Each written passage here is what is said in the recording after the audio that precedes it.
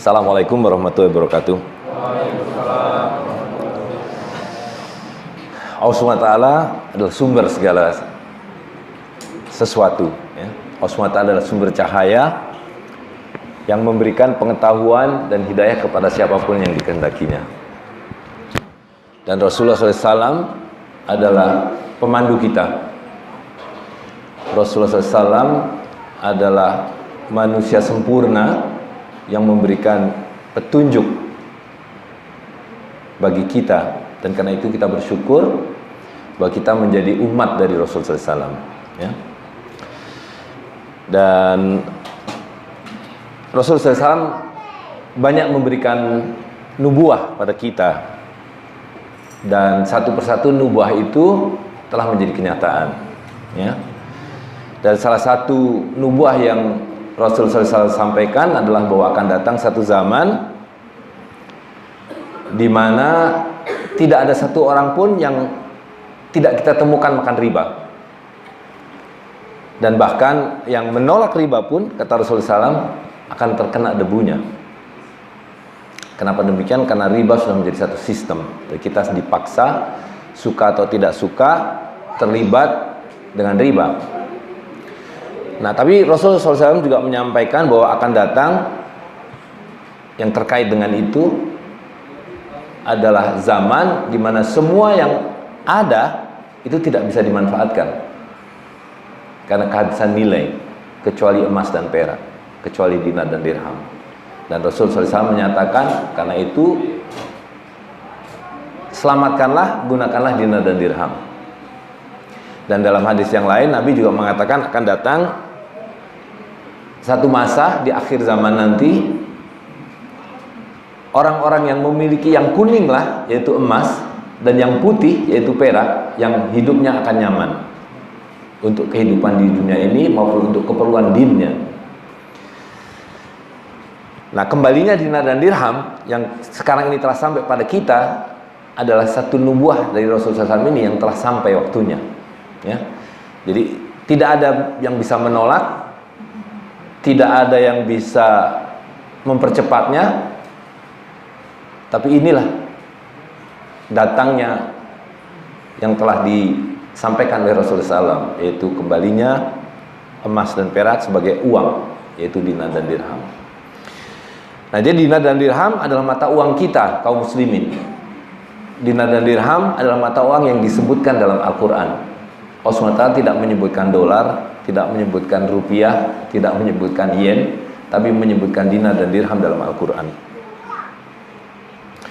Dan kalau kita baca hadis-hadis Nabi, maka begitu banyak dalil-dalil yang terkait dengan dinar dan dirham, ya. Apakah itu terkait dengan zakat, apakah itu terkait dengan mahar, terkait dengan nisab, dan semua ketentuan yang berkaitan dengan nilai, dengan harga, Rasulullah SAW selalu menetapkannya dalam dinar emas dan dinar perak. Nah, sebaliknya tidak akan pernah kita temukan satu dalil apapun tentang uang kertas. Jadi uang kertas adalah bid'ah. Uang kertas adalah bid'ah terbesar di zaman kita ini. Dan Nabi mengatakan bahwa setiap bid'ah itu adalah dolalah, adalah sesat. Jadi uang kertas adalah produk dari kesesatan. Jadi Goethe, satu pujangga Jerman yang Syekh Karim mengatakan dia adalah muslim pertama, orang Eropa modern, mengatakan bahwa uang kertas ini adalah produk dari syaitan. Dan kita akan lihat nanti kenapa seorang pemikir besar, dan dia adalah menteri keuangan di zaman itu di Jerman, mengatakan bahwa uang kertas adalah produk dari syaitan. Jadi beliau menulis sebuah novel dengan judul Dr. Faust. Jadi Dr. Faust ini adalah seorang ilmuwan yang menginginkan mengubah loyang menjadi emas. Dan karena itu dia mengikat kontrak dengan syaitan. Dan syaitan mengatakan, namanya Mephisto, dalam cerita itu dikatakan, you akan dapatkan apa yang kamu inginkan, tapi kamu mesti ikut apa yang saya mau.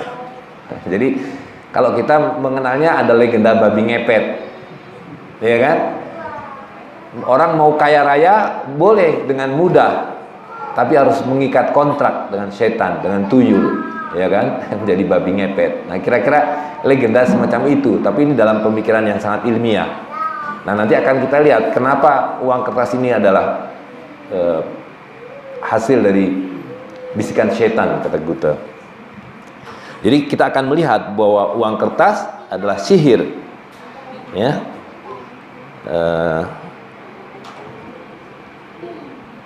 Kenapa hang nih?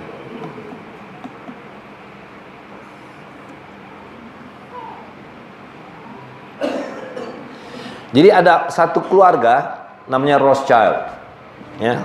Dia mengatakan Rothschild itu banyak, anaknya ada 5. Nah, ini ada satu keluarga yang pada abad ke 17, 18 membangun jaringan perbankan di Eropa. Nah, dia mengatakan, berikan saya kontrol atas pasokan uang, dan saya tidak peduli siapapun yang menjadi pembuat undang-undang, siapa yang jadi presiden, siapa yang jadi perdana menteri, siapa yang menjadi anggota DPR, saya nggak peduli.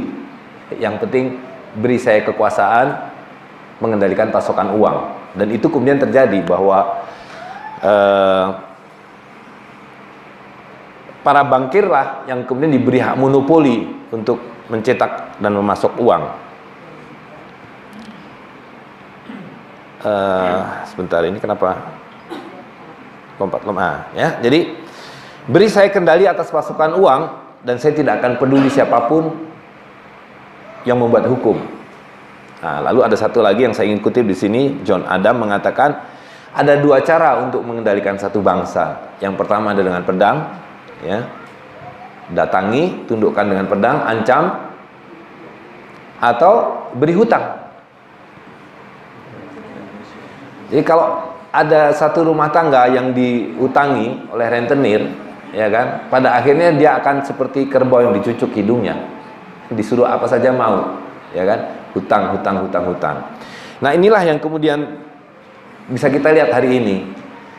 Tidak ada satupun negara yang tidak punya hutang, ya. Amerika Serikat yang begitu hebat, yang katanya negara paling superpower, hari ini hutangnya paling besar di dunia ini.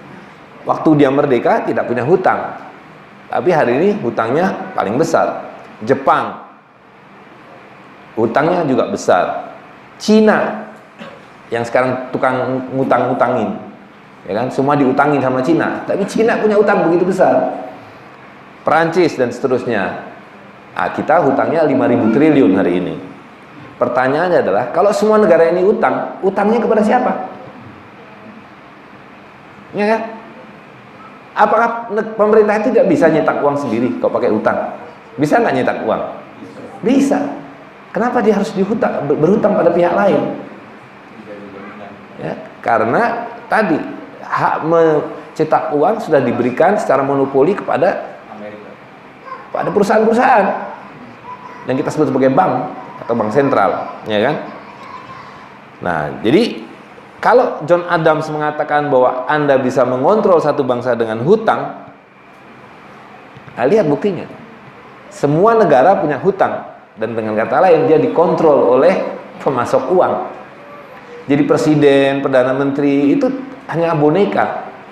Ya, jadi sistem politik yang kita sebut negara hari ini adalah sistem politik yang dibuat oleh para bankir di abad ke-18 sesudah revolusi Prancis, supaya bisa menjalankan hutang itu. Gitu. Jadi kalau digambarkan seperti ini kira-kira, ya. Ini problemnya di mana ya? Di komputernya atau di mana filenya lompat-lompat gitu. Nah, saya ingin mengaitkan dengan hadis dari Rasulullah SAW. Ya, Nabi mengatakan bahwa zamanku adalah zaman kenabian, dan Allah akan angkat zaman ini, dan Allah akan gantikan dengan zaman berikutnya yang disebut sebagai zaman Khulafaur Rasyidin. Tapi Allah akan mengangkat zaman itu dan akan menggantikannya dengan zaman yang berikutnya, yaitu zaman mulkiyah, yaitu zaman raja-raja, sultan-sultan. Dan Allah juga akan mengangkat zaman itu dan akan menggantikannya dengan yang disebut sebagai zaman mulkan jabariyah, mulkan jabrian, yaitu zaman yang menindas, zaman yang angkara murka. Tapi Allah juga akan mengangkat zaman itu dan akan mengembalikan zaman minhajun nubuwah, yaitu zaman keadilan, zaman kemakmuran dan sebagainya. Nah, apa yang kita alami hari ini adalah kita hidup di zaman yang disebut zaman kezaliman itu, di mana kezaliman itu diwujudkan dalam bentuk satu sistem yang menjalankan riba, sehingga kita, seperti yang Nabi sampaikan, semua orang terlibat dengan riba, dan bahkan yang menolak riba pun pasti ikut memakan riba. Dan apa yang harus kita ketahui akibat dari riba ini, Allah SWT telah menyatakan, yamhaqu riba wa yurbi shadaqatan. Aku hancurkan riba dan aku suburkan sedekah. Hari ini kita menyubur-nyuburkan riba, dan karena itu sedekah mati. Tidak ada sedekah hari ini kecuali kenceng, receh-receh itu. Nah, dulu ketika tidak ada riba, orang biasa berwakaf 10 hektar, 60 hektar. Di Bogor itu ada pesantren Darul Falah namanya, itu 62 hektar. Orang Bandung yang mewakafkan itu. Orang Majalaya atau mana itu. Wakafkan. Hari ini, ya kan, mewakafkan tanah 1 meter mikir, 1 meter sudah 3 juta harganya. Dan memang tidak punya sampai hektaran, ribuan meter pun tidak ada. Dan seperti yang tadi saya sebutkan, yang Nabi katakan bahwa semua yang kamu punyai tidak akan punya harga, tidak akan punya manfaat kecuali emas dan perak. Ya, nah jadi lihat apa yang disebut sebagai sistem yang menindas ini itu terbagi dua, yaitu di secara nasional kita hidup dalam satu sistem dengan pemerintahan demokratis, dipimpin oleh presiden, oleh perdana menteri, ya kan, di mana tugas pemerintahan itu hanya 3. Satu adalah mengambil hutang dari bank, ya kan? Buat apa? Mereka bilang ya kamu perlu membangun. Dulu kita ingat ada istilah membangun, bikin jembatan, bikin jalan, bikin pelabuhan, bikin pasar, bikin rumah sakit, bikin sekolah. Hutang. Jadi hutang kemudian dihabiskan, hutang itu melalui satu anggaran yang disebut sebagai anggaran negara. Nah, lalu bagaimana membayar hutang itu? Dan hutang itu kan berbunga terus. Mereka bilang pajaki rakyat kalian. Jadi tugas pemerintah itu hanya ngambil hutang, menghabis-habiskan, dan memajaki rakyat untuk mencicil hutang itu. Ya kan? Nah, lalu tadi pertanyaan, kepada siapa hutang itu diambil? Kepada segelintir orang yang disebut oligarki bankir. Ini hanya ada 300 keluarga kira-kira. Nah, kepada mereka lah kita berhutang. Nah, jadi waktu Indonesia merdeka, sebagai contoh lain, dan bukan hanya Indonesia, semua negara itu waktu merdeka, waktu berdiri maksudnya, tidak punya hutang. Tapi disyaratkan bahwa setiap negara yang didirikan itu harus membentuk konstitusi namanya. Dan di dalam konstitusi itu disebutkan mesti ada bank sentral yang diberi hak monopoli mencetak uang, dan pemerintah berhutang kepada bank sentral ini dengan bunga. Nah, lalu supaya sistem itu berjalan maka mesti ada uang kertas. Nah, jadi sebelum abad ke-18, sebelum revolusi Perancis, ada nggak negara? Tidak ada negara.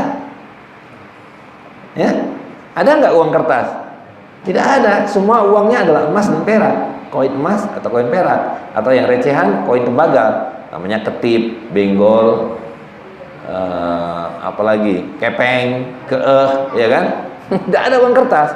Nah, para bankirlah yang kemudian memperkenalkan bahwa raja-raja dan sultan ini harus disingkirkan, diganti kelas baru, yaitu para politisi. Nah, untuk mendapatkan para politisi itu dibikin sistem namanya demokrasi, yaitu Bapak Ibu suruh nyoblos 5 tahun sekali, memilih orang-orang yang mau dijadikan para operator sistem riba ini, ya kan? Nah, bersamaan dengan itu uang emas dan perak disingkirkan, diganti dengan kertas, gitu. Nah, jadi inilah yang disebut mulkan jabrian itu.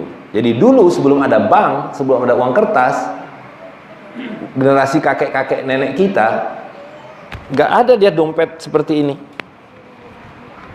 Betul nggak? Kenapa dompet kita seperti ini?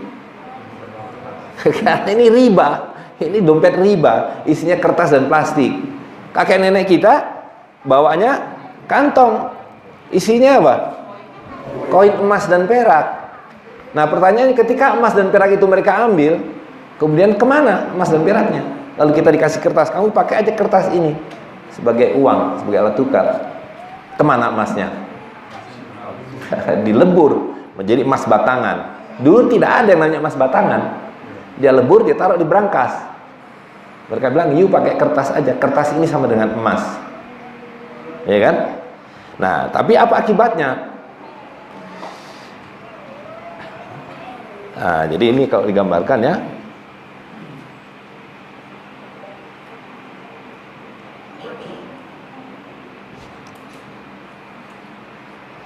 Nah, jadi dengan kertas ini kita hidup di bawah ilmu sihir. Jadi dulu yang namanya harta itu ya ini, emas atau perak, ya kan? Nah, lalu mereka bilang, titipkan pada kami, mula-mula dititipkan. Ini agak rumit sedikit gambarnya, dilewati saja. Mula-mula dititipkan, lalu mereka keluarkan kwitansi. Jadi uang kertas ini adalah kwitansi, voucher. Ada orang menitipkan 1 dinar, dikeluarkanlah 1 dinar voucher. Nah, dalam syariat Islam, jual beli itu hanya boleh menggunakan uang yang disebut sebagai ain.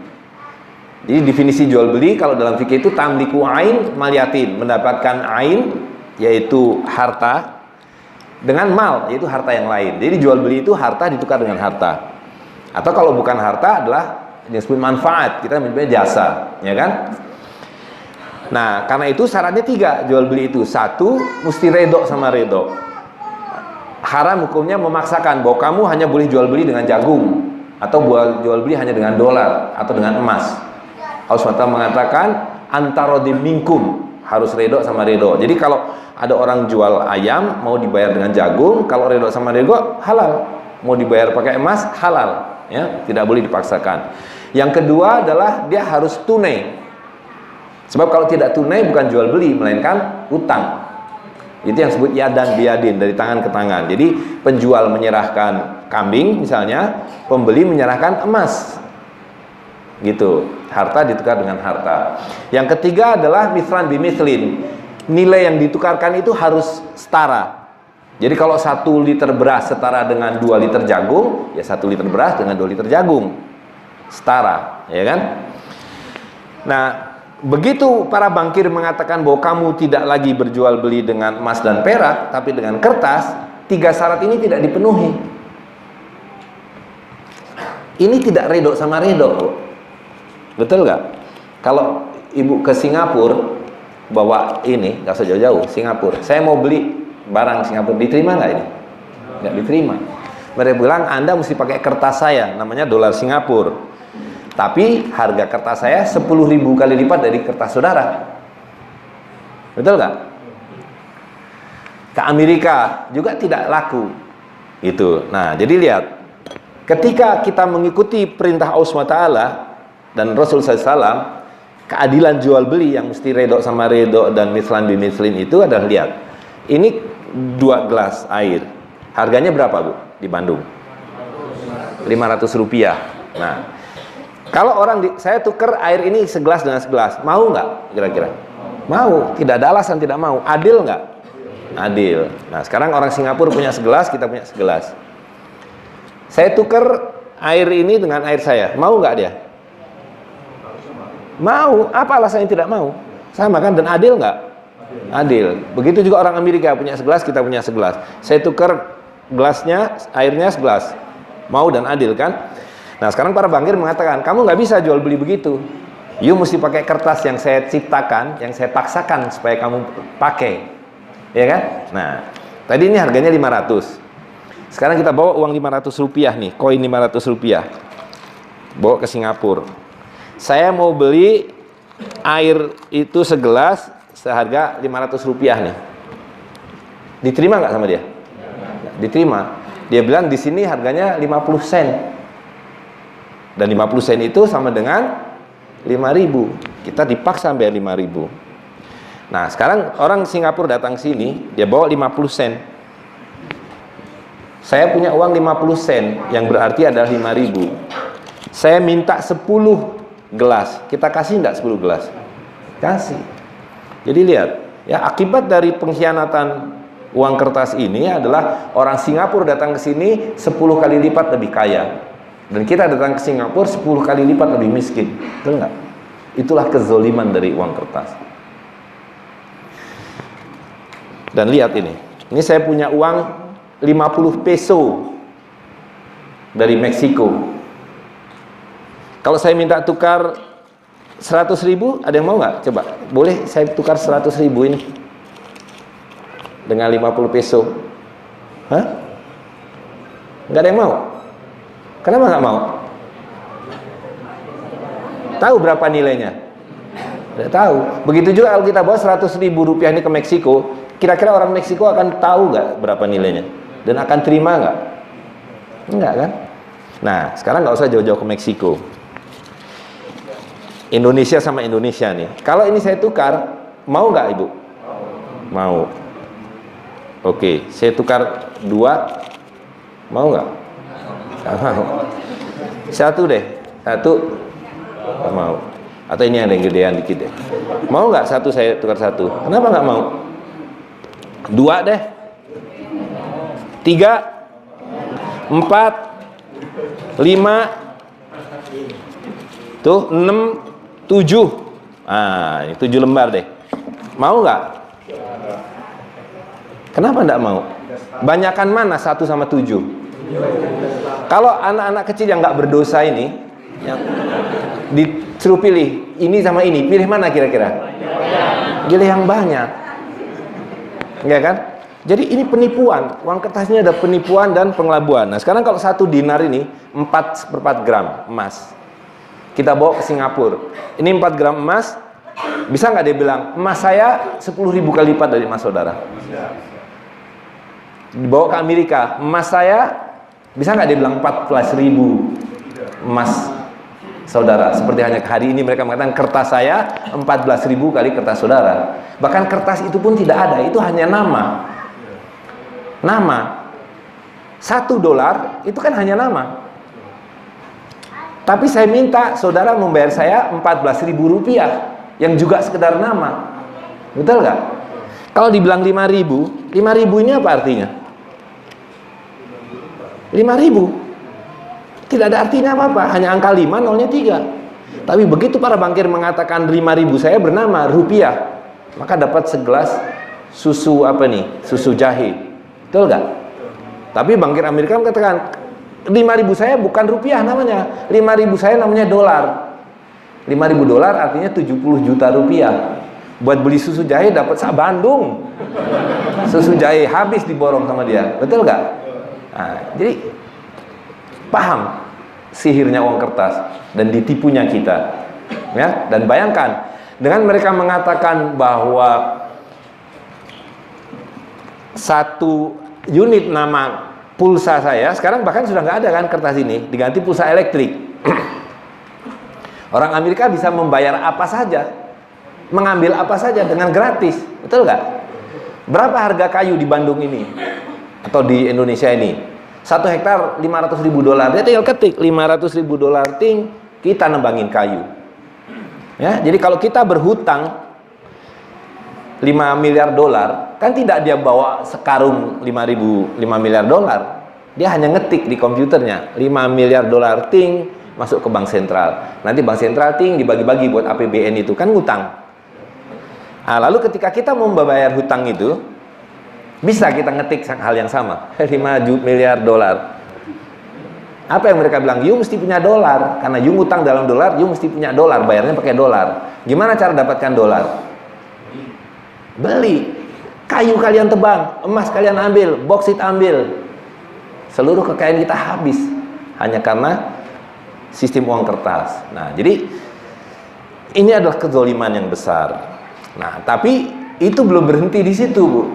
Kezoliman yang tadi itu menjadi berlipat ganda dalam sistem yang namanya perbankan. Nah, lihat. Kalau tidak ada bank, ini uang yang sudah zolim ini, yang cuma pengelabuan ini, uang saya kalau dipinjam, uang kita dipinjam orang, habis kan? 100.000 akan kembali, kita miliki kalau dia kembalikan. Nah, dengan bank, uang yang dia pinjamkan bukan habis, beranak pinak, bertambah.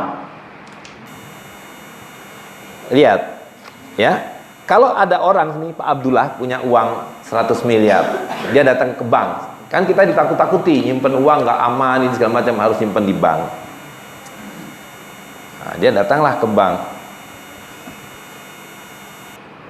Nah, taruh uang 100 miliar. Oleh bank dikasih kertas, ya kan? Namanya sertifikat deposito atau buku tabungan. Pak Abdullah, ini sampean punya 100 miliar.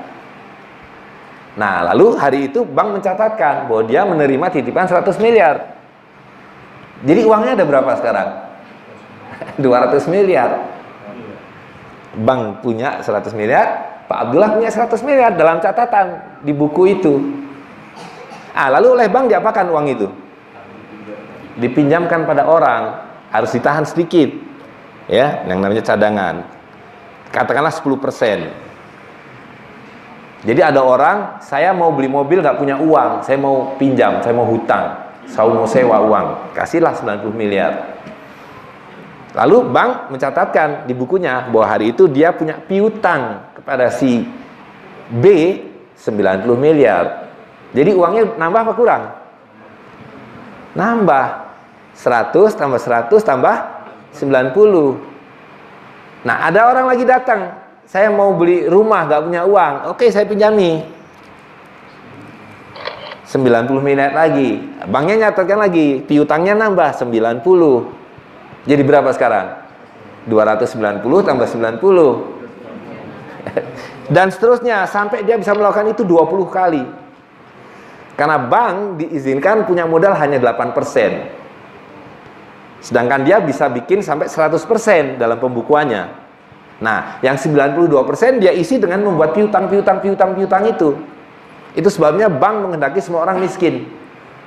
Supaya beli apa saja hutang sama dia. Karena kalau kita hutang sama dia, dia nyetak uang. Gitu. Nah, jadi lihat, ya.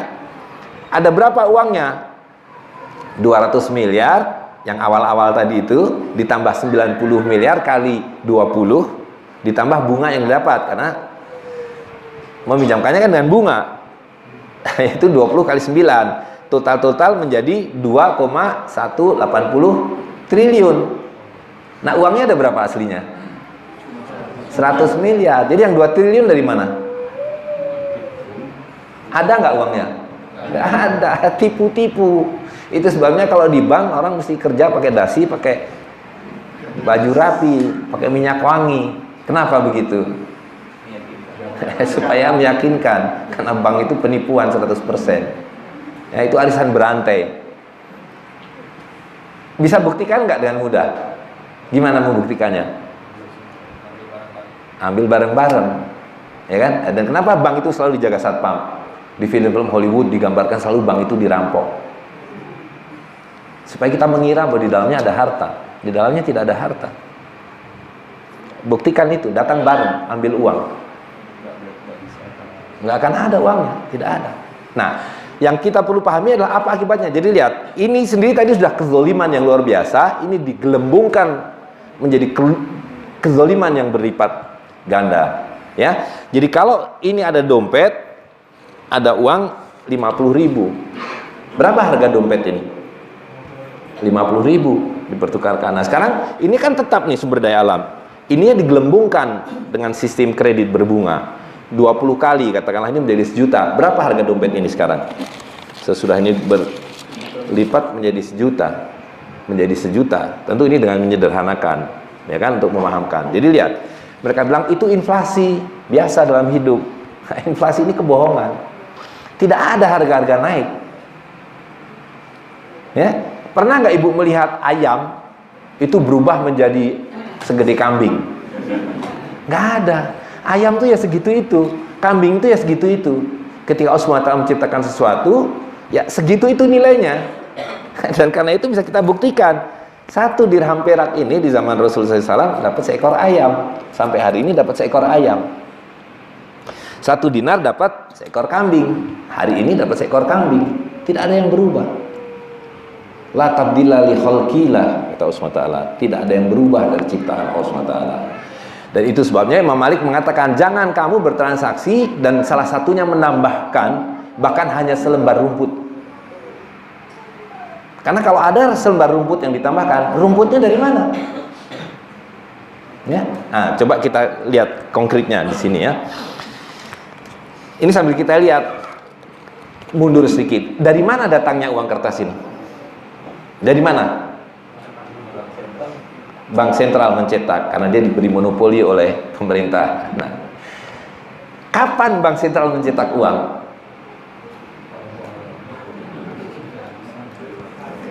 Ya, dengan kata lain, kita punya ini nih, dari mana datangnya asal muasalnya? Oke, bank sentral nyetak. Kapan dia mencetak uang?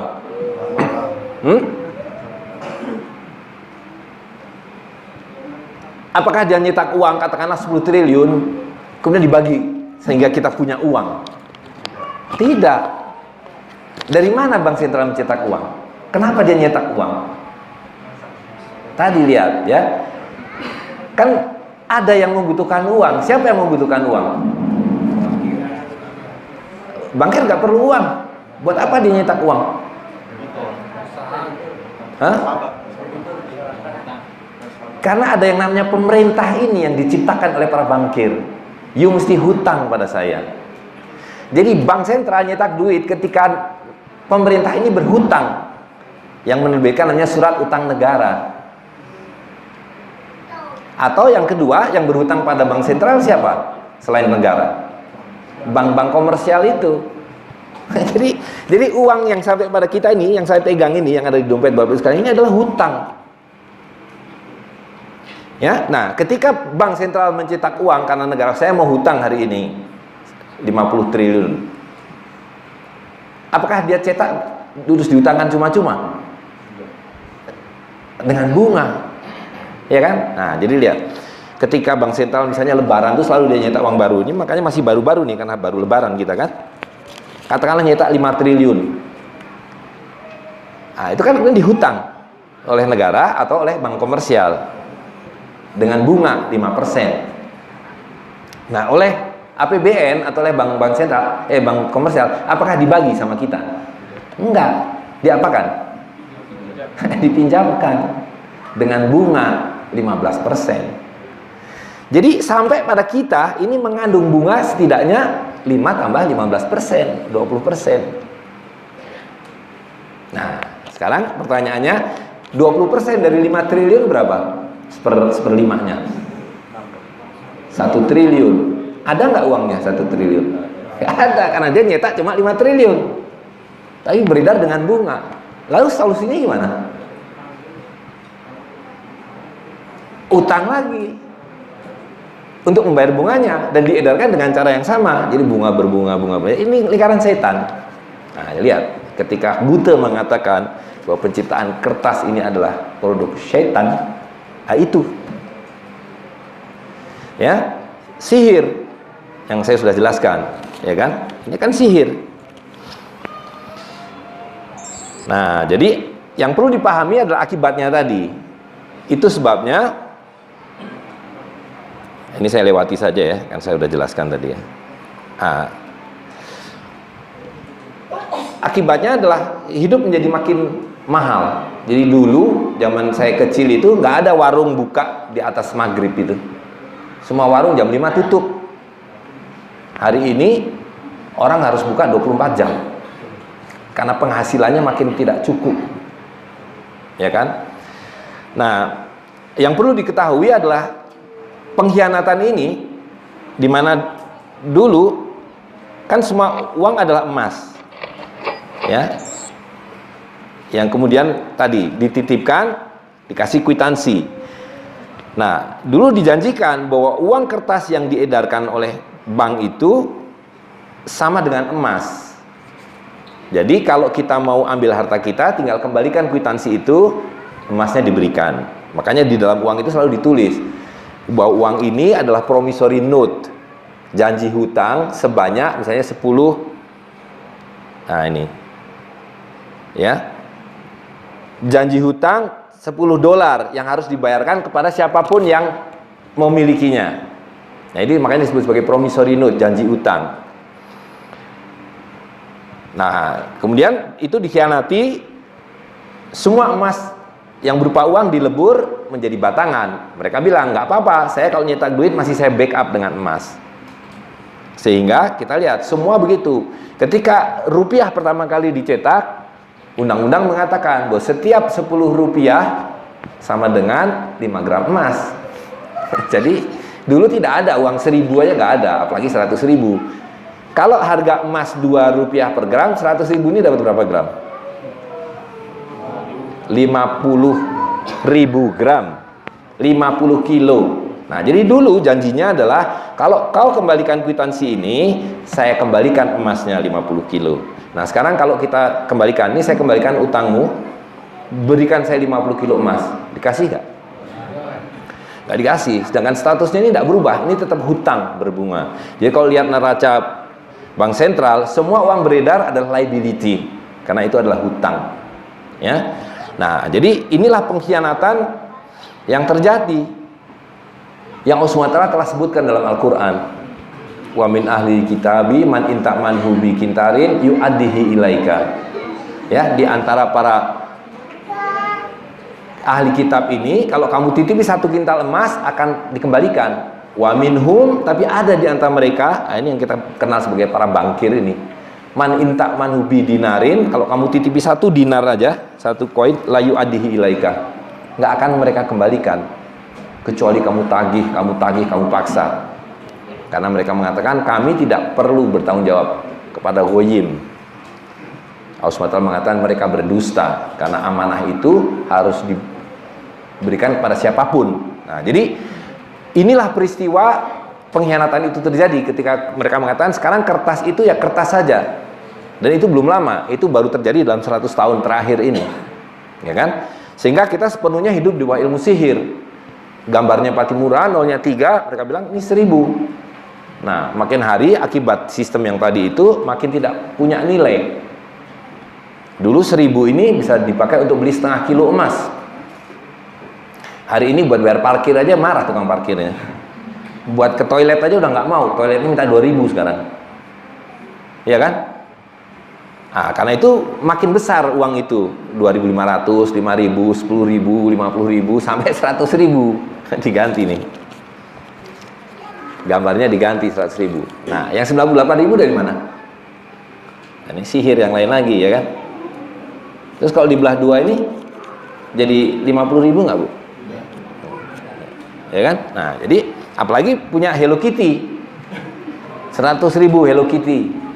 Tapi orang mereka bilang saya punya 100.000 dolar Amerika, 100.000 saya, 100 dolar saya, apalagi 100.000 sama dengan 100.000 kali 14.000, 14 miliar rupiah, betul nggak? Atau 1,4 miliar, 1,4 gitu. Nah, jadi sepenuhnya sihir. Nah, padahal kalau kita lihat dalam 100 tahun sejak munculnya perbankan sentral ini dan dihilangkannya emas dan perak dari kehidupan, seluruh mata uang kertas ini kehilangan 99%, 97 sampai 99% nilainya. Jadi ingat tadi, saya belum beritahukan ya. Pada saat didirikan Bank Sentral Amerika, harga emas itu 20 dolar per ounce. Hari ini 1.400 dolar. Jadi 1.400 dibagi 20. Berapa? 700 kali lebih miskin. Nah, di rupiah 1 gram emas 2 rupiah. Hari ini 1 gram emas 650.000 rupiah. Jadi 75 tahun Indonesia merdeka ini, kita hanya dipermiskin sebesar 650 dibagi 2, 325.000 lebih miskin. Ya kan? Dulu kakek-kakek kita nggak ngomong ribu-ribu, cuma benggol, sen, ketip, rupiah. Ya. Nah, waktu saya kecil, kira-kira 40 tahun yang lalu, ada namanya jutawan. Wah, itu orang yang sudah paling hebat lah, jutawan. Hartanya banyak, bisa plesir umroh tiap 2 minggu sekali. Ya kan? Hari ini, tukang sapu jalanan aja jutawan. Gajinya 3 juta. UMR tuh gak ada yang di bawah 2 juta. 3 juta, 2 juta, 4 juta. Semua orang adalah jutawan. Mana jutawan adalah orang miskin. Nah, itu yang Rasulullah SAW sebutkan tadi, bos. Semua yang kamu punya tidak bermanfaat kecuali emas dan perak, kecuali dinar dan dirham. Gitu ya. Nah, jadi ini makin besar uang kita itu bukan kita makin kaya, makin miskin. Dulu uangnya cuma 100 rupiah, 1 sen malah. 5 rupiah, 600 rupiah paling besar. Nah, begitu makin berjalannya waktu, makin nggak laku, muncul uang 1.000 rupiah, 2.500 rupiah, tahun 64 keluar 10.000 rupiah, 50.000 rupiah, jadi 100.000 rupiah, ya kan? Nah, jadi dulu sebelum Pak Harto jatuh itu, 100.000 ini kalau dibelikan telur dapat berapa?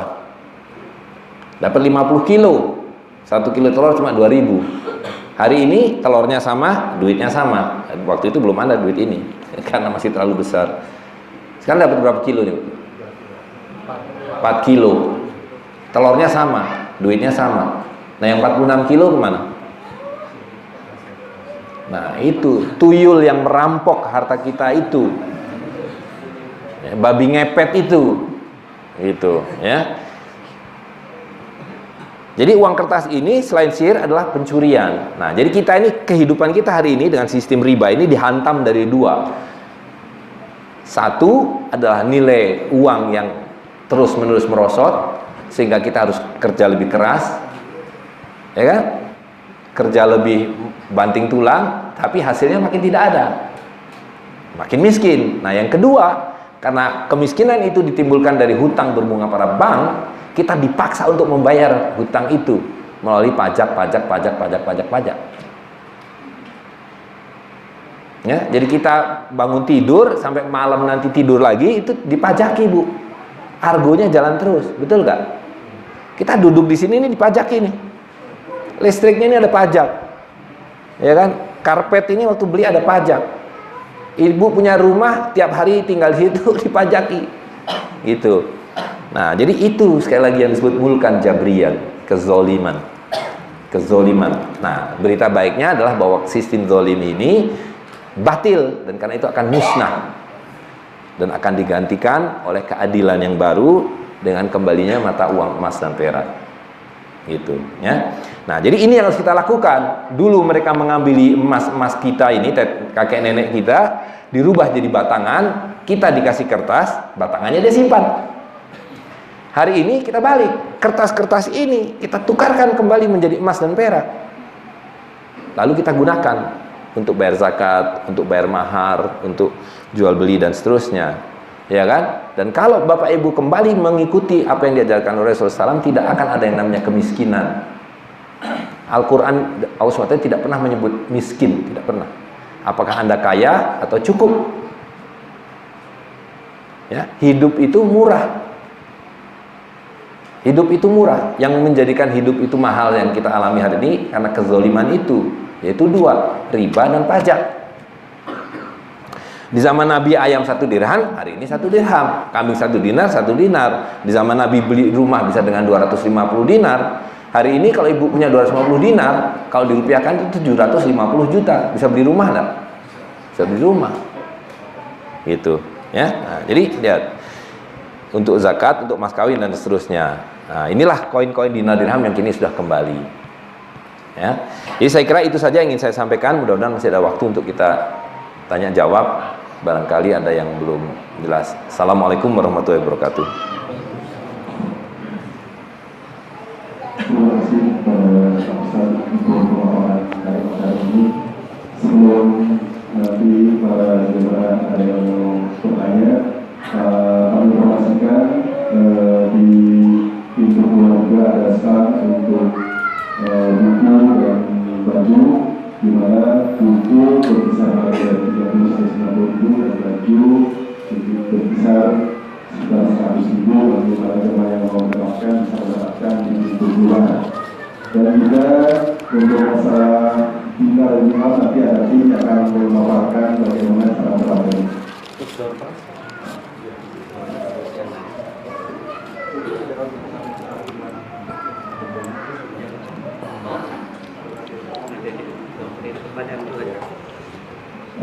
Untuk bertanya nanti Pak saya bagi dua ya, untuk ibuan dua, untuk abang dua, dan untuk kaos ini untuk Dora Asnati. Silakan yang mau bertanya. Ya, silakan.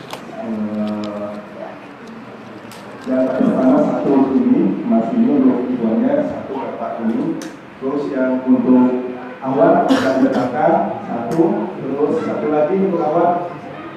Ya, tidak ada. Oh ini yang duluan ya, jadi juga dua ya untuk awal. Silakan jadi karena ininya pendek bisa langsung saja bertanya untuk Iwan dulu silakan. Nama dan dari mana ya? Waalaikumsalam warahmatullahi wabarakatuh.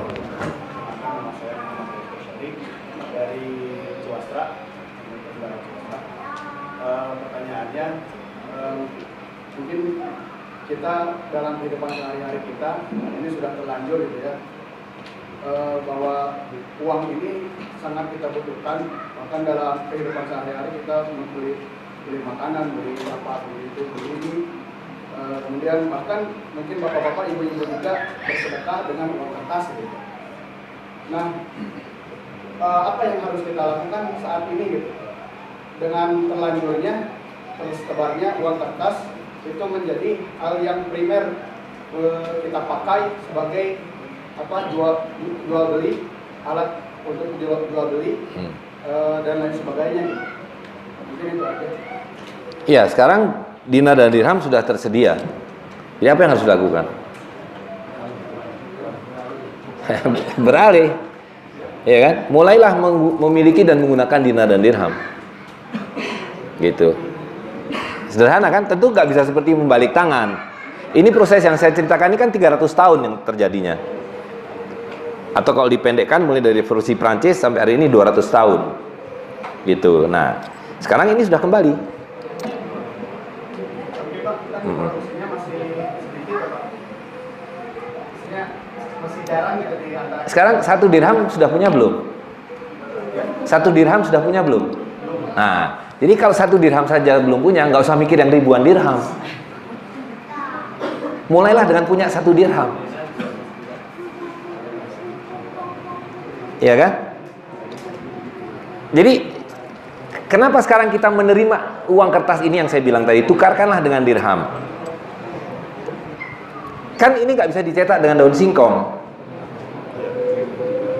ya kan? Perak ini harus dibayar sekarang ini dengan rupiah ini. Nah, itulah kesempatan kita membuat rupiah yang batil ini, uang kertas yang batil ini menjadi dinar dirham yang hak. Ya kan? Ini diperlukan untuk memperbanyak ini. Begitu koin sudah berbanyak, diedarkan, dipakai, ini kan makin susut, makin berkurang. Gitu. Itu caranya. Makanya tadi kembalilah kepada dinar dan dirham. Mulai dari yang wajib dulu, yaitu bayar zakat. Coba sesudah ibu paham nih bahwa ini ilmu sihir, sah nggak bayar zakat pakai ini? Iya kan?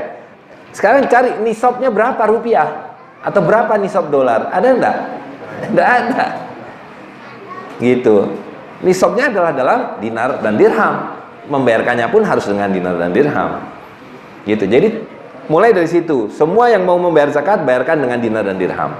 Nah, begitu zakat itu dibayarkan, dia akan dibagikan kepada para mustahik. Nah, mustahik ini harus bisa berbelanja. Maka kita harus bikin toko-toko, kedai-kedai yang menerima pembayaran dengan dinar dan dirham. Dan sekarang itu sudah ada di pasarmuamalah.net nih. Kang Angga ini sama siapa satu lagi temennya? Kang Woro itu sudah membuat satu situs di mana semua pedagang yang menerima pembayaran dinar dirham berkumpul di situ. Namanya pasarmuamalah.net. Tentu semuanya bertahap. Gitu. Rasulullah SAW saja tidak punya dinar dan dirham sendiri.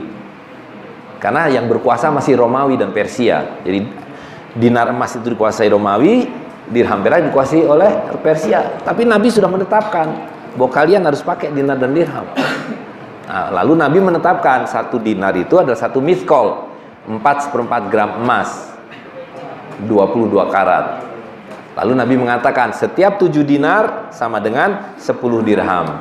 Nah, dari situ kita tahu Karena Nabi mengatakan yang disebut satu miskol adalah 72, berat 72 butir barli yang tidak ada bulunya. Nah, didapatkan hari ini setiap dinar adalah 4/4 gram, 1 dirham adalah 2,975 gram. Gitu. Jadi bertahap, Mas. Ya, tapi kita harus memulainya. Berikutnya silakan. Ya. Terima kasih Ustaz atas kesempatannya. Nama saya Dika dari Keadilan. Pertanyaan pertama yang saya ketahui tadi sebelum lihat ini kan ada 1 dinar dan 1 dirham. Ya. Kalau misalnya kita akan membeli misalnya aqua ini, akankah kita tukar 1 dirham kita untuk membeli 1 botol ini? Itu gimana teknisnya? Ya, sebenarnya ada satu lagi mata uang receh, yaitu fulus. Pernah dengar istilah fulus? Nah, fulus itu ini, koin dari tembaga. Jadi semua transaksi di bawah 1 dirham pakai fulus. Jadi lihat keadilan jual beli tadi, kenapa mesti mislan bimislin ya. Jadi kalau hartanya besar dibayar dengan uang yang nilainya besar, yaitu emas. Kalau harta itu nilainya kecil dibayar dengan uang yang juga nilainya kecil, yaitu perak. Nah, kalau recehan maka dibayar juga dengan recehan, yaitu dengan fulus, koin tembaga. Nah, hanya sekarang belum ada yang mencetak koin tembaga ini. Tapi nanti akan dicetak fulus. Kita dulu menyebutnya tadi benggol, kepeng, ya kan? Nah. Pertanyaan yang kedua, terus apakah mata uang kertas ini ada kaitannya sama bumi datar sama bumi bulat itu? Wah, saya gini, bumi bulat apa penjol apa datar kita nggak tahu. Ini semua spekulasi, ya kan? Yang kita tahu adalah apakah bumi bulat apa benjol apa datar, riba merajalela. Para bankir menguasai kehidupan umat manusia hari ini. Nah, itu yang kita atasi. Ya, kalau cuma berdebat benjol sama datar, kita terus dicuri, harta kita habis. Nggak usah berdebat benjol sama datar. Kita atasi problem yang di depan mata, yaitu riba. Ya, silakan.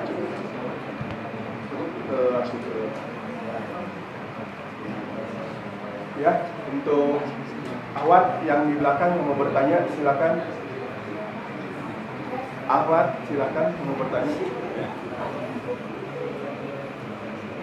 Suaranya agak terasa karena mic-nya nggak sampai. Waalaikumsalam warahmatullahi wabarakatuh.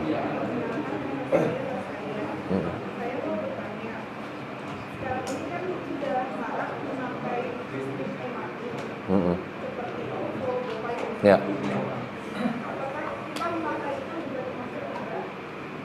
Ya, ini tentang imani. Ada sekarang banyak kan OVO, flash, macam-macam. Nah, sekarang saya tanya, ini kan tadi sudah clear. Dulunya uang itu adalah emas, kemudian diganti kertas, ya kan? Nah, sekarang kertas sudah diganti dengan pulsa elektrik, tapi namanya masih rupiah, masih dolar. Belum lama.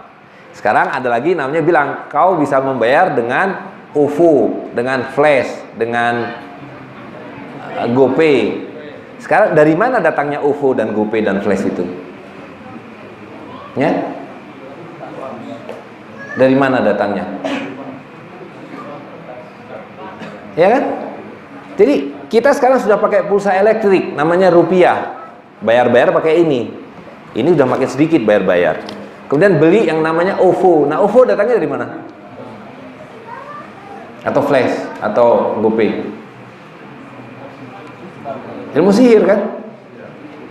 Membayar sesuatu yang tidak ada menjadi sesuatu yang tidak ada yang lain, dan kita menganggapnya sebagai ada. Nah, sihir itu.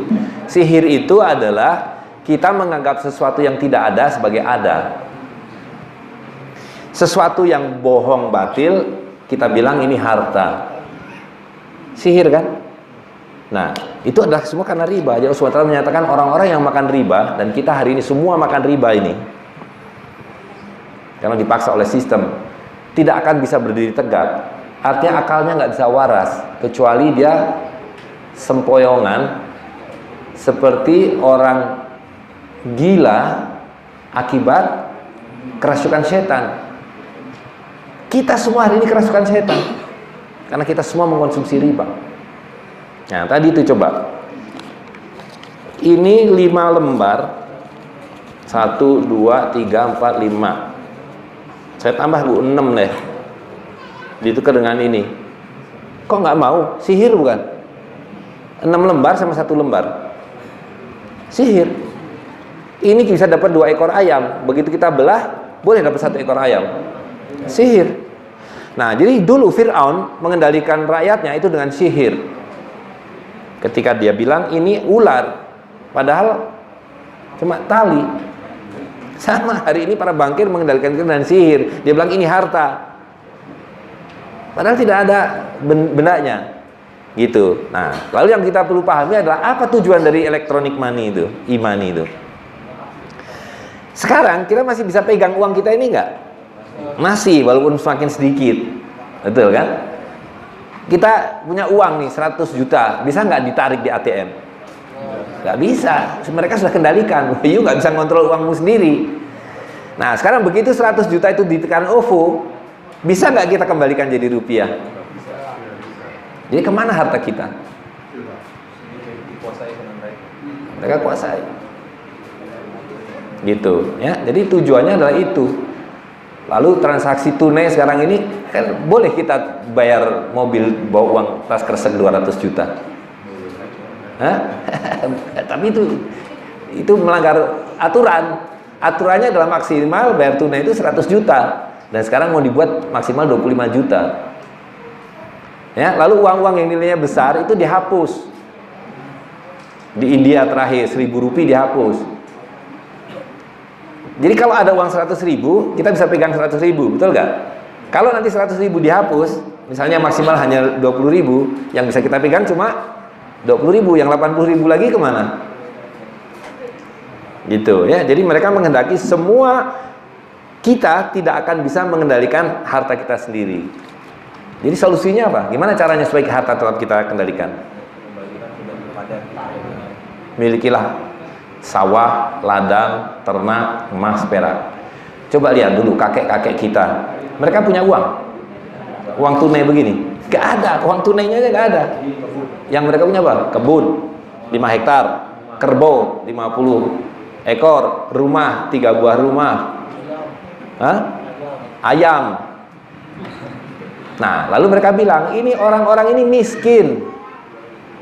Ya, petani-petani ini miskin, harus diberantas kemiskinan ini. Dengar gak sering pernyataan begitu? Kemiskinan ini harus diberantas. Lalu dijadikan orang kaya. Nah, yang dimaksud orang kaya itu apa? Kita ini orang kota.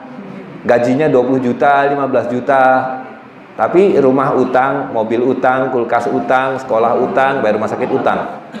Mereka bilang kalian orang kaya. Karena dengan berhutang, ingat tadi John Adam bilang, semua yang berhutang, gua bisa kendalikan. Gitu. Nah, sekali lagi inilah mulkan Jabrian. Ya, inilah zaman kedoliman yang Rasulullah SAW sampaikan akan tiba waktunya. Karena Allah SWT berfirman, walikuli umatin ajalun, fa idza jaa ajaluhum la yastakhiruna sa'atan wala taqdimun. Jadi setiap peradaban itu, setiap sistem itu ada ajalnya, dan ketika ajal itu tiba tidak bisa ditunda 1 detik pun, dan juga tidak bisa dipercepat. Nah, inilah pertanda bahwa kita hidup di ambang perubahan zaman. Jadi akan berakhirnya zaman riba ini dan akan kembalinya zaman keadilan. Yang salah satu penandanya adalah kembalinya emas dan perak, sebagaimana telah disebutkan oleh Rasulullah SAW. Ada lagi, silakan. Ya, Mas. Ini boleh saya minum ya? Saya sendiri yang dapat jahe ini, masya Allah. Bismillah. Silakan.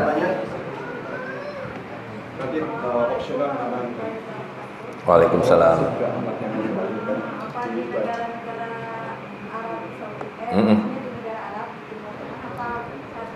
Negara mana yang sudah mulai menggunakan dinar dan dirham? Dia sudah banyak menggunakan dinar dan dirham di negara Timur Tengah. Ya. Jadi pertanyaan, negara mana hari ini yang menggunakan dinar dirham? Jadi pertanyaan itu harus dibalik. Tentu saja hari ini semua menggunakan uang kertas karena semuanya adalah menggunakan sistem riba. Tadi yang sudah saya tunjukkan, bahkan tidak ada negara yang tidak hutang. Arab Saudi yang kaya raya begitu hutangnya banyak. Brunei yang kaya raya begitu pun berhutang. Kenapa? Karena memang dia nggak boleh nyetak duit sendiri, mesti hutang ke bank. Gitu. Nah, pertanyaan harus dibalik. Ketika negeri-negeri muslim menjalankan syarat Islam, adakah yang tidak menerapkan dinar dan dirham? Hah? Semua menerapkan dinar dan dirham. Bahkan negeri-negeri non muslim pun yang disebut dolar itu tadi gold coin, yang disebut gulden itu adalah koin emas, real itu adalah koin perak, dinar koin emas. Jadi semua nama-nama uang yang hari ini dipakai itu pengelabuan, namanya diambil rupiah, namanya kan rupiah. Nah, saya punya nih rupiah yang asli itu ini. Ah, ini rupiah yang asli 11 gram perak.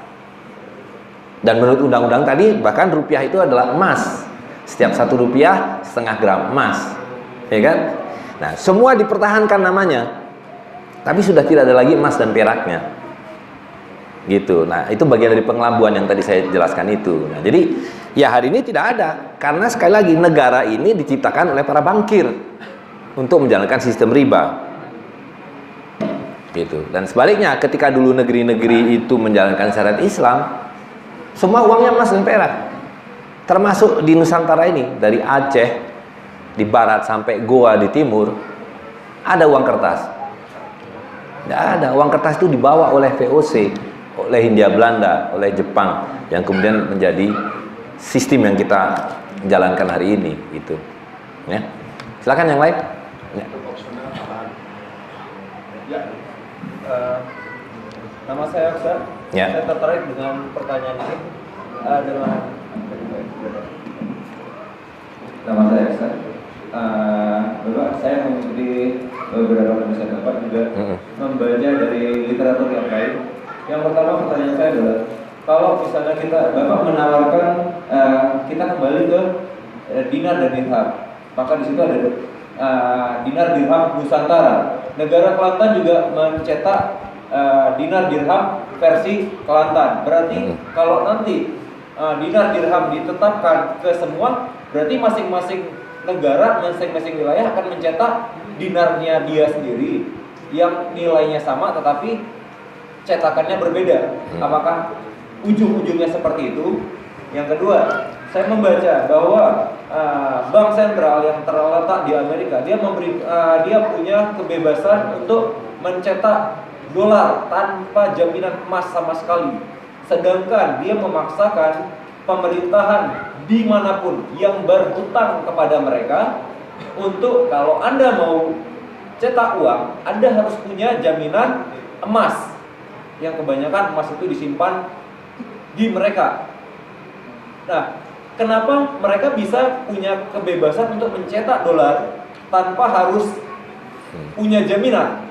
Sedangkan kita mau cetak rupiah, kita harus punya jaminan dolar terhadap mereka emas. Kenapa harus kita dipaksa seperti itu? Sedangkan yang punya tambang-tambang emas itu justru negara-negara ketiga yang lebih banyak. Itu untuk sementara pertanyaan saya. Ya, tidak ada uang kertas yang didukung dengan emas itu. Di seluruh dunia bankir nyetak duit, bahkan sekarang nggak perlu pakai kertas. Sekarang nyetak duitnya kan pakai pulsa elektrik. Dan nggak bisa diketahui berapa uang yang beredar ini. Jadi semua yang diajarkan di sekolah itu udah nggak ada yang betul. Ada M0, M1, M2, M3 itu nggak bisa diketahui, ya kan? Sekarang ada OVO, ada GoPay, ada siapa yang tahu berapa jumlah uang yang disebut dengan nama-nama itu, gitu. Jadi itu tidak betul bahwa ada uang yang masih di backup dengan emas. Yang pertama itu. Yang kedua berkaitan dengan siapapun yang pencetak dinar dan dirham, itu yang saya bilang tadi kan di Amerika 3 gram perak kan 3 gram perak. Jadi siapapun, jangankan negara lain, sampean pun boleh mencetak uang. Sepanjang mengikuti ketentuan dari sultan dan amir yang mencetaknya.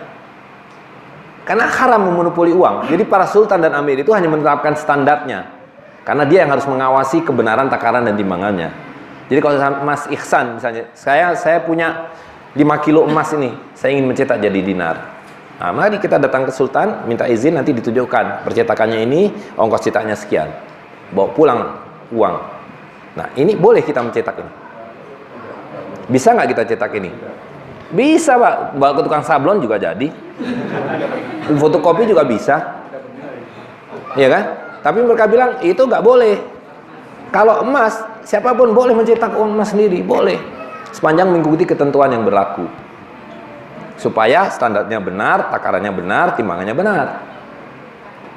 Jadi setiap negara nanti pasti akan berbeda-beda bentuknya. Kan bentuk nggak penting.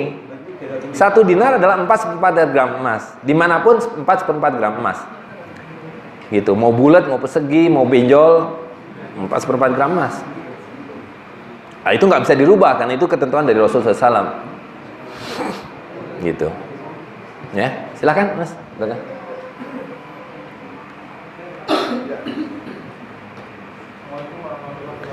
Waalaikumsalam warahmatullahi wabarakatuh. Ya. Dari kajian-kajian Ustaz di YouTube dan sebagainya bahwa ini ada oligarki, Ya. itu katanya memang ini mempengaruhi bentuk negara pun oleh oligarki tersebut. Siapa mereka dan tujuan mereka apa? Terus itu harus ngapain gitu Pak? Karena kan saya itu gemes, karena informasi itu saya gemes gitu. Ya, dalam satu buku yang judulnya Teknik Kudeta Bank, ini saya sarankan pada baca nih, yang ditulis oleh Syekh Abdul Qadir As-Sufi. Syekh Abdul Qadir As-Sufi adalah guru kita yang mengajarkan ini semua. Yang saya sampaikan ini dari beliau semuanya. Ya. Beliau menulis satu buku dari sekian banyak buku, Teknik Kudeta Bank. Nah, ada satu bab yang judulnya Zaharov. Nah, beliau bercerita bahwa negara itu yang semula disebut sebagai negara kesejahteraan, yang katanya itu negara didirikan untuk mensejahterakan rakyat, kan kemudian dikudeta oleh para bankir ini, yang akhirnya negara ini menjadi alat bankir untuk menjalankan sistem ribanya. Nah, nggak ada yang tahu, kecuali kita hanya memberikan indikasi-indikasi, gitu, ya. Ada Zaharov, ada keluarga Rothschild, ada keluarga Rockefeller, ada Loop. Ada kira-kira 300-400 keluarga. Tapi pernah kita dengar orang-orang itu? Nggak pernah. Kalau ada rapat-rapat tahunan, yang rapat adalah para presiden di bawah G20, G8, dan seterusnya. Ini kan boneka-bonekanya, iya kan? Yang berkuasa adalah di belakangnya. Nah, ini yang disebut mobokrasi. Jadi satu penjelasan yang sangat pasti benar dari Rasulullah SAW tadi kan, bahwa zaman itu berubah-ubah seperti siklus, karena dari Minhajun Nubuwah akan kembali pada Minhajun Nubuwah. Nah, ada penjelasan yang lebih detail, yaitu dari Ibnu Khaldun, bahwa perubahan itu terjadi dalam 4 generasi.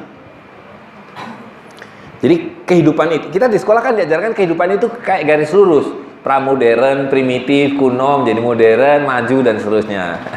Kenyataannya nggak begitu. Kehidupan itu seperti orang hidup ini, lahir, besar, tua, busuk, mati. Nah, begitu dia mati, lahir lagi yang baru, gitu. Nah, Ibnu Khaldun menjelaskan setiap 4 generasi akan timbul satu peradaban yang baru.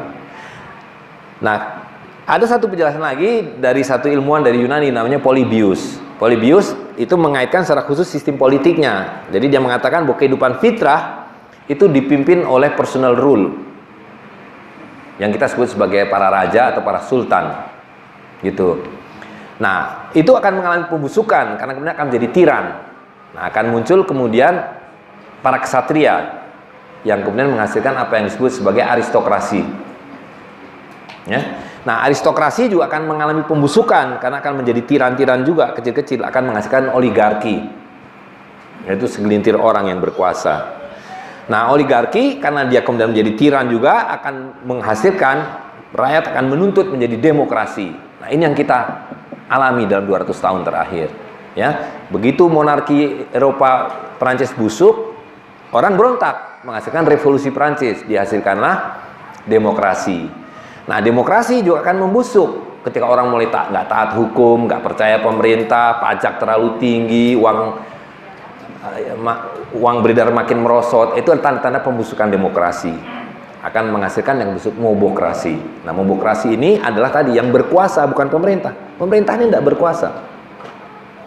Nah, di zaman Romawi dulu yang mengendalikan pemerintahan ini legiun, militer.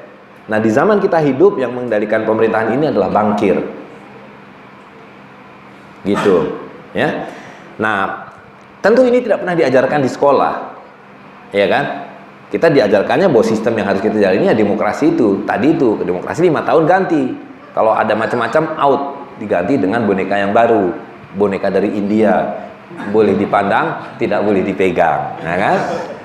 Nah itu. Nah inilah zaman kita hidup hari ini, mobokrasi. Nah begitu mobokrasi ini, inilah akan kembali ke siklus pertama, kata Polybios, yaitu munculnya para raja dan sultan, personal rule, monarki dalam bahasa Eropa. Nah kita tidak mengenal monarki dalam Islam, kita mengenal sultannya. Gitu. Jadi lihat, kembalinya dinar dan dirham adalah pertanda kembalinya para sultan. Karena yang mencetak dinar dan dirham adalah sultan, bukan sembarang orang bisa mencetak dinar dan dirham. Dan bersamaan dengan itu berarti kembalinya Amr. Nah itulah ayat ati'uwah wa ati'ur rasul wa ulil amri minkum. Taatilah Allah, taatilah Rasul, dan taatilah ulil amri. Sekarang siapa yang kita taati? Yang umat Islam taati ini siapa? Ya kan? Kalau ditanya siapa Tuhanmu? Allah SWT.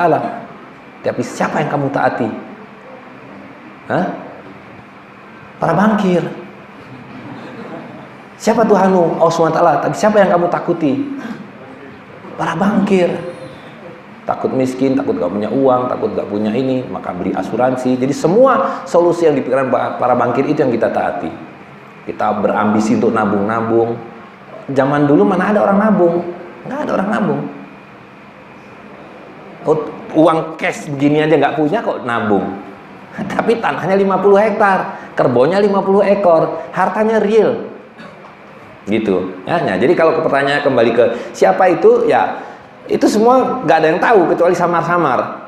Ya kita tahu, oh ada keluarga Rothschild, ada keluarga ini dan seterusnya. Gitu. Tapi ini kan sudah menjadi sistem. Gitu.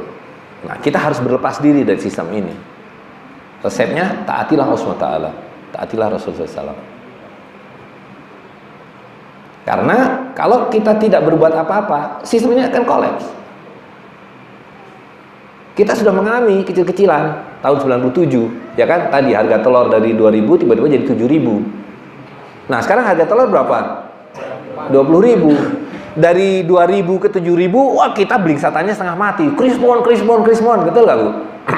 Tapi dari 7.000 ke 20.000, kita diam-diam aja, nggak merasa ada masalah. Tambah miskin nggak kita? Ya, jatuh membuat kita miskin dari 2.000 menjadi 7.000. Sekarang dari 7.000 kita sudah tambah miskin jadi 20.000. Sama keadaannya. Nah, itu seperti kodok yang direbus, Bu. Kodok itu kalau kita cemplungkan air kemudian direbus, dia akan diam aja. Dia diam aja. Tahu-tahu nanti matang mendidih. Gitu. Karena dia punya kemampuan untuk menyesuaikan. Anget, panas, tahu-tahu mati. Nah, sama dan kita. Kalau kita tidak melakukan perubahan, kita akan mati seperti kodok rebus. Ya kan? Dan Allah SWT sudah mengatakan, la yughayyiru ma biqaumin hatta yughayyiru ma bi anfusihim. Allah tidak akan merubah nasib kita. Allah tidak akan mengangkat kezaliman ini kalau kita membiarkannya.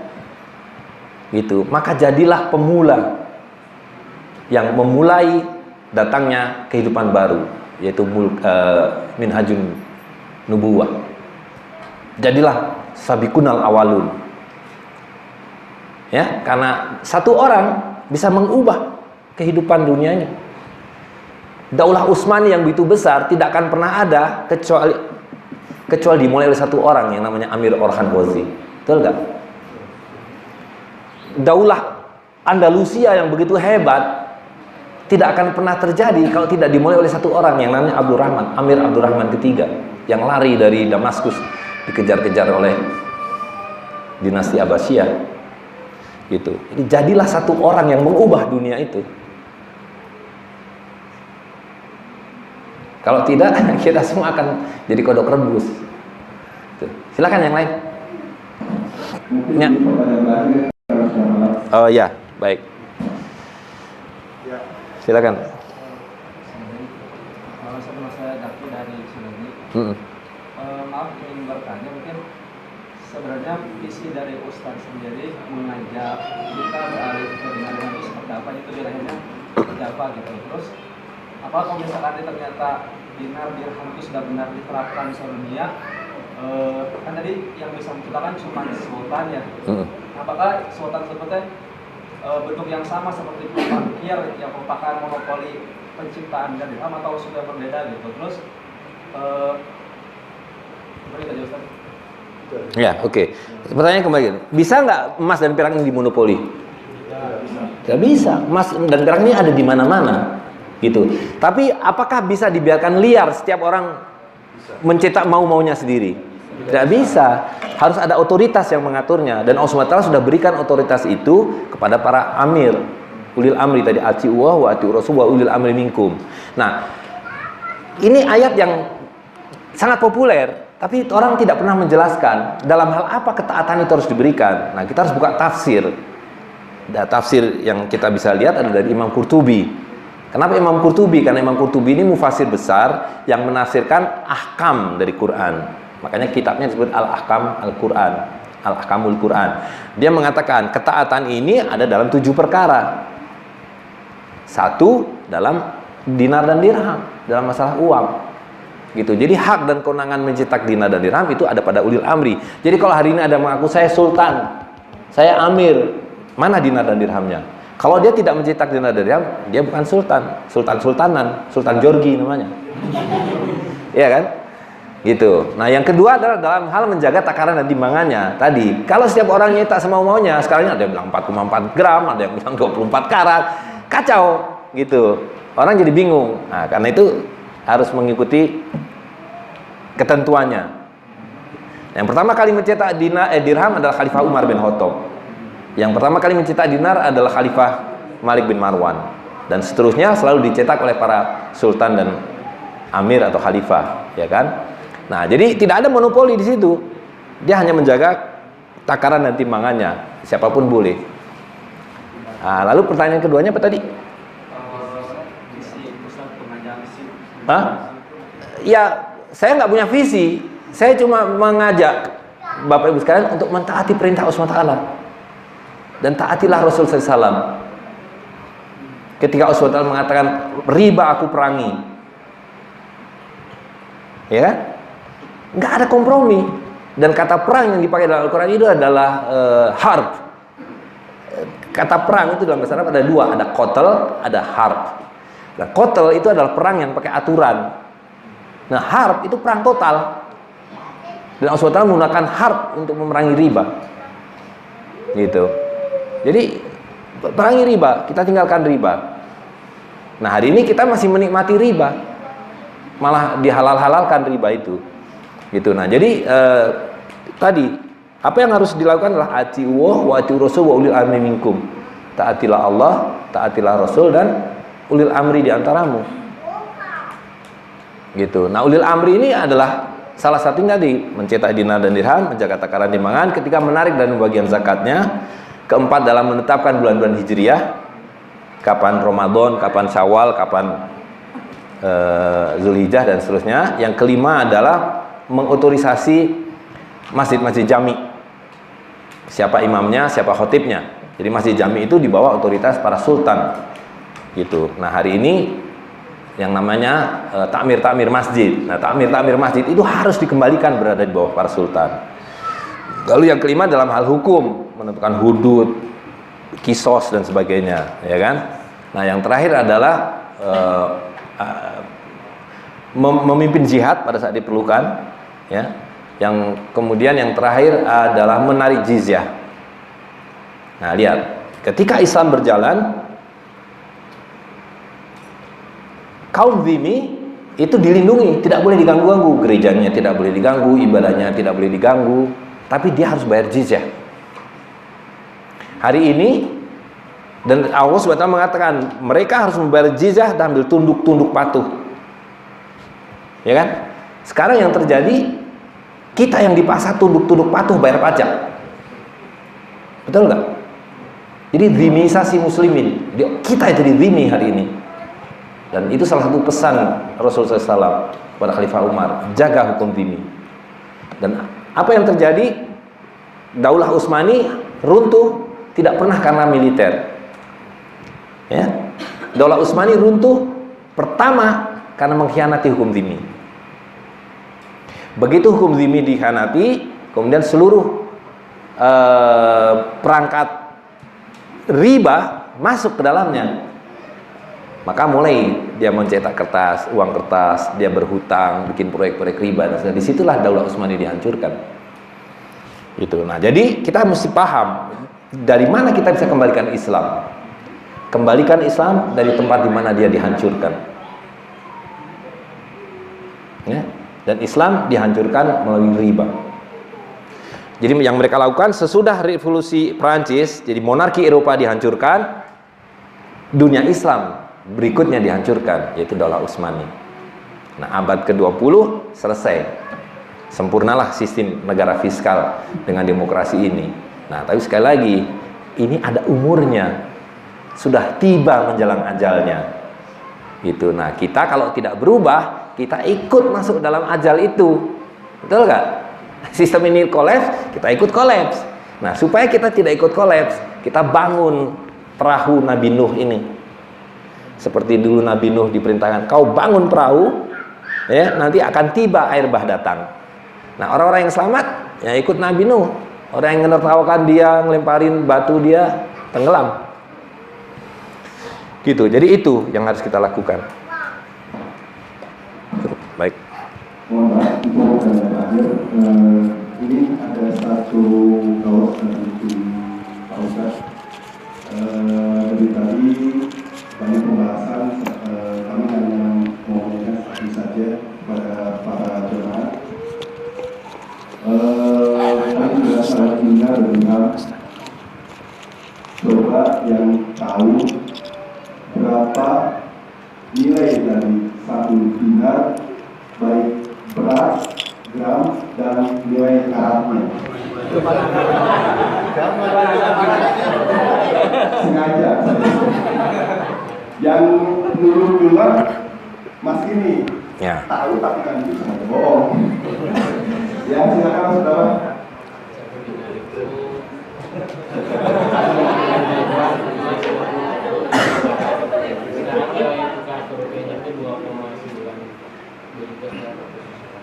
Ya, betul. Jadi lihat, orang yang beruntung adalah orang yang melihat kesempatan pertama dan mengambilnya. Betul nggak? Itu yang disebut sabiqunal awalun. Ya. Jadi kalau Bapak Ibu mau menjadi beruntung, masuklah dalam zaman yang baru ini. Jadi pemula. Jangan menunggu. Mulai besok, mulai miliki dan gunakan dinar dan dirham.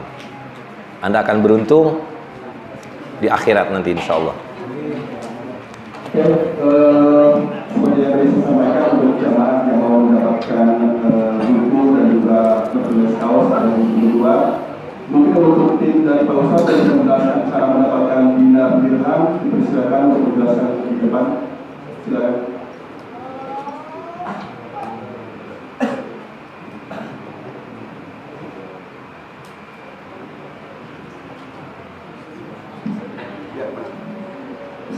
Bismillahirrahmanirrahim. Assalamualaikum warahmatullahi wabarakatuh. Singkat saja untuk yang jemaah sekalian yang ingin mendapatkan dinar, kemudian dirham, ya, kaos, buku-buku, buku-buku ada sekarang juga di belakang itu berbagai judul, termasuk karangan ambil yang bestseller, yang TSPS, tidak syariah atau syariah. Bisa dibeli, ya. Soalnya ada diskon 0% untuk malam ini, ya. Dan di mana alamatnya? Sebetulnya ada dua nih. Satu lagi bersama Ustaz juga pada ini juga pemilik Bakalan Amri, ya, namanya Ustaz Abdul Janu dan sekaligus sebagai mentor saya juga. Kemudian di alamatnya di Jalan Budi nomor 42 Radio Cinta Harmoni. Buka dari Senin sampai Jumat jam 9 sampai dengan jam 4 sore. Melayani konsultasi ekonomi syariah, konsultasi pasar muamalah, pertukaran dinar dirham, pertukaran juga pembelian buku, pembelian kaos, pembelian merchandise, dan juga menerima untuk penjadwalan ambil kita ini. Kemarin itu masa paling dibuka itu data 26. Di ACC beliau hanya 7 terakhir di dalam login. Besok ada di Sekolah Yayasan Asih Putra, kemudian malamnya di Masjid Al-Atif, Pemuda Hijrah, pagi Ahad, subuh itu di Gereja Caraka di Parakan Saat, jam 9 pagi di Masjid Agung Bulu, dan terakhir di Darul Tauhid. Ya, jadi beliau jadwalnya pada sekali, dan dari 26 jam 5 jadi 31 jadwal semua. Tapi mungkin nanti di Safari Agustus, September sampai selanjutnya. Karena beliau juga kan sering ke luar negeri, jadi kita bagi-bagi ilmu saja. Bagi yang tidak sempat ikut acara ini, silakan bisa nonton di YouTube. Nanti akan saya upload itu ke YouTube ya. Jadi masjid ini masuk YouTube Pak. Ya, masjid ini masuk YouTube. Bisa dibuka di bisa dibuka di Dermaga Hati Channel, kan Dermaga Hati Channel. Kenapa namanya Dermaga Hati? Ini sebetulnya majelis jodoh Pak. Saya punya majelis namanya Majelis Dermaga Hati khusus jodoh-jodohin orang. Jadi dari mulai janda muda sampai janda menabung ada di kami. Para muda-muda sampai muda yang sudah tua banget ada. Jadi majelis jodoh. Waktu saya ajukan nama wakalah, kata beliau udah wakalah Dermaga Hati aja. Makanya sudah wakalah Dermaga Hati. Dermaganya para jamaah yang mau beralih ke rumah langsung. Ya, itu saja yang dari saya. Harganya untuk hari ini update dinar 2,9 juta, 900 untuk dirham 70.000. Ya, untuk dirham 70.000 rupiah. Ya, silakan. Boleh sistem pesan ya? Ya. Boleh sistem pesanan. Hanya bisa ditukar pada saat stok ada. Ini tidak boleh inden. Jadi pada saat stok ada boleh menukar. Sekarang stoknya udah habis, jadi nggak boleh menukar. Kalau mau lihat contohnya mah ada ya, contohnya yang sudah yang kami semua bawa contohnya ada di situ. Ditunggu silaturahminya. Iya. Mungkin nanti karena sudah terlalu malam. Jadi sudah dulu ya. Misalnya bisa saya sampaikan. Untuk lebih lanjutnya nanti ada teman-teman saya di sana dan staf kami juga melayani ibu dan bapak sekalian. Terima kasih. Assalamualaikum warahmatullahi wabarakatuh.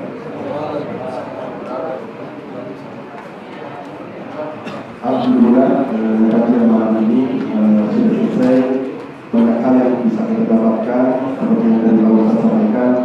Mulailah dari kita sendiri untuk berani mengambil keputusan, karena keputusan yang benar-benar berani dan itu yang akan membedakan kita ke depan. Sekali lagi kami adalah Dewan Makmur Masjid Jamiah Hidayah mengucapkan dicoba terima kasih atas kedatangan para jemaah yang jauh-jauh sudah meluangkan waktu, dan mudah-mudahan banyak ilmu yang bermanfaat yang bisa diimplementasikan di kehidupan kita sehari-hari, dan kita bisa merubah dunia ini menjadi lebih baik apabila kita berani untuk memulainya. Seperti yang tadi Pak Ustaz sampaikan, beranilah mulai merubah dari sihirnya dunia ini, yaitu sihirnya uang kertas, para markir. Mulai berani berhijrah ke dinar dan dirham. Untuk mendapatkannya seperti yang tadi disampaikan bisa didapatkan di pintu luar, tapi mohon maaf stoknya sudah habis. Mungkin di sini ada alamatnya, mungkin bisa datang ke alamat tersebut untuk membeli dinar-dinar tersebut. Wassalamualaikum warahmatullahi wabarakatuh. Terima kasih atas kedatangannya, dan untuk supaya tertib mungkin bisa awal dulu yang untuk luar, sudah selesai awal baru dibuat biar lebih tertib. Terima kasih. Wassalamualaikum warahmatullahi wabarakatuh. Silakan.